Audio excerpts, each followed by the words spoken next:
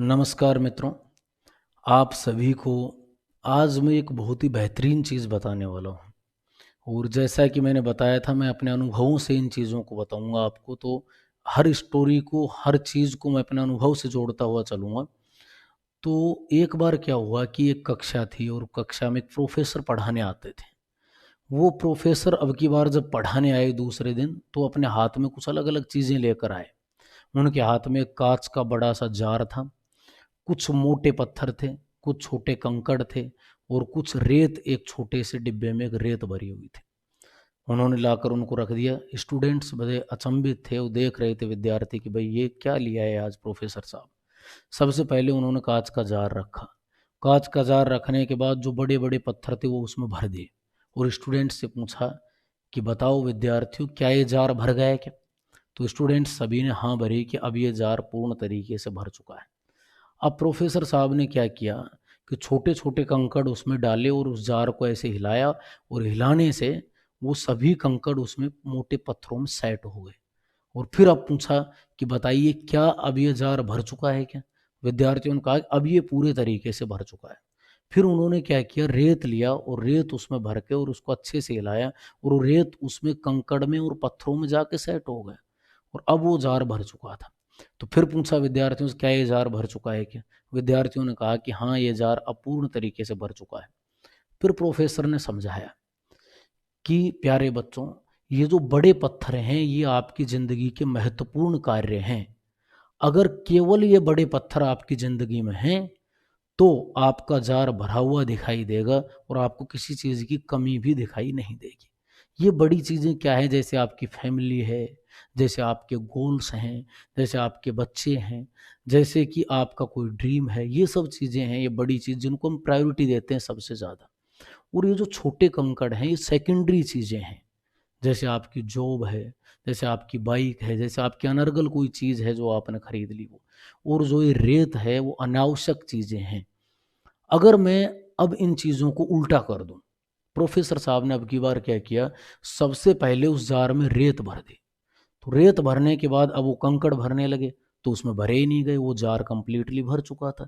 इसका मतलब अगर आप अनर्गल चीज़ों से अपनी ज़िंदगी को भर दोगे तो वो रेत जो है, वो जो नकारात्मक चीज़ें हैं, अनर्गल चीज़ें हैं, बेहूदा चीज़ें हैं, वो आपकी ज़िंदगी को भर देंगी। और जो महत्वपूर्ण चीज़ें हैं, जैसे कंकड़ थे और जो बड़े पत्थर थे आपकी ज़िंदगी में, आपका परिवार को समय देना है, बच्चों को घुमाना है, उनसे प्यार करना है, वो चीज़ें छूट जाएँगी। पिता का सम्मान करना, माता का सम्मान करना, माता-पिता से अपना प्यार जताना, तो वो बड़े पत्थर हैं, वो चीज़ें रेत भरने के बाद नहीं भरे जाएँगी। इस कहानी से हमें क्या सीखने को मिला? हमें ये सीखने को मिला कि हमें अपनी ज़िंदगी में अपनी चीज़ों की प्रायोरिटी जो है, वो सेट करनी होगी। और जो सबसे महत्वपूर्ण चीज़ें हैं, यानी हमारी ज़िंदगी के जो बड़े पत्थर हैं, उनको हमें सबसे पहले ज़िंदगी में लेकर आना है।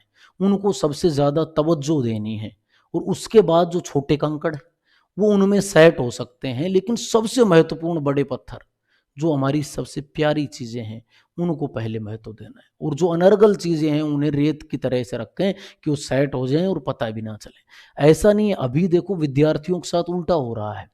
अभी अनर्गल चीज़ों को पहले भर देते हैं, नकारात्मकता को पहले भर देते हैं, रेत को अपने जार में पहले भर दिया। अब ना तो कंकड़ भरे जा रहे हैं, ना बड़े पत्थर भरे जा रहे हैं, ना वो अपने गोल तक पहुँच पा रहे हैं।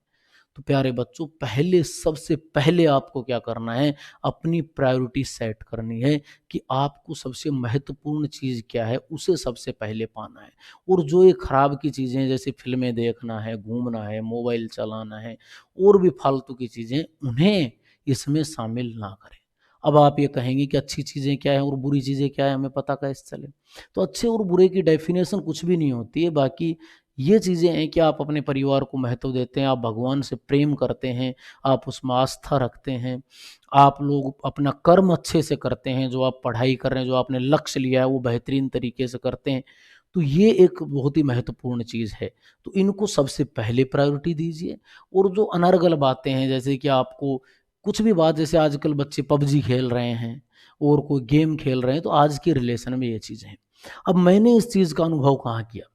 भाई मैं आपको ये बात भी बताई कि जो भी स्टोरी मैं सुनाऊँगा तो उसको खुद से भी कोरिलेट करूँगा, क्योंकि मैं तभी मोटिवेशन देता हूँ जो मैंने अपनी ज़िंदगी में किया है, जो मैंने झेला है, जो मैंने मतलब महसूस किया है उससे संबंधित चीज़ें हों, ताकि मैं बेहतरीन तरीके से एक्सप्लेन कर पाऊँ।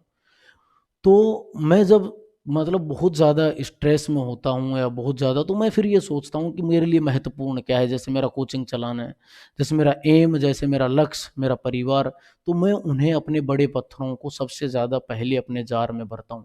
और जो फालतू की चीज़ें हैं, मूवी देखना है, घूमना फिरना है, या और कोई भी चीज़ें जो मुझे अच्छी नहीं लगती, उनको रेत की तरह मैं लास्ट में भरता हूँ।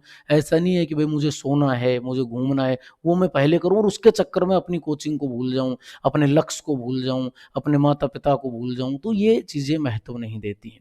तो आप सभी लोग इससे बहुत कुछ सीखेंगे, और आप सभी को मैं ये बात बता देता हूँ कि ज़िंदगी में प्रायिकताएँ बहुत ज़रूरी हैं, ज़िंदगी में प्रायोरिटीज़ बहुत ज़रूरी हैं कि आप किस चीज़ को पहले चाहते हैं। कभी अपने माता-पिता को दुःख मत दो, हमेशा उनसे प्रेम करो और उन्हें पहले प्रायोरिटी में रखो, और चीज़ों को सेकेंडरी जो खराब चीज़ें हैं, उनको रखो, और ज़िंदगी में हमेशा आगे बढ़ो। हमेशा याद रखो कि वक्त उसी ने बदला है जिसके अंदर कुछ मादा है, जिसके अंदर मेहनत करने की ताकत है। कर्म कीजिए, फल की इच्छा मत कीजिए, और अच्छे कर्म कीजिए प्यारे मित्रों। आज के लिए इतना ही। जय हिंद, जय भारत।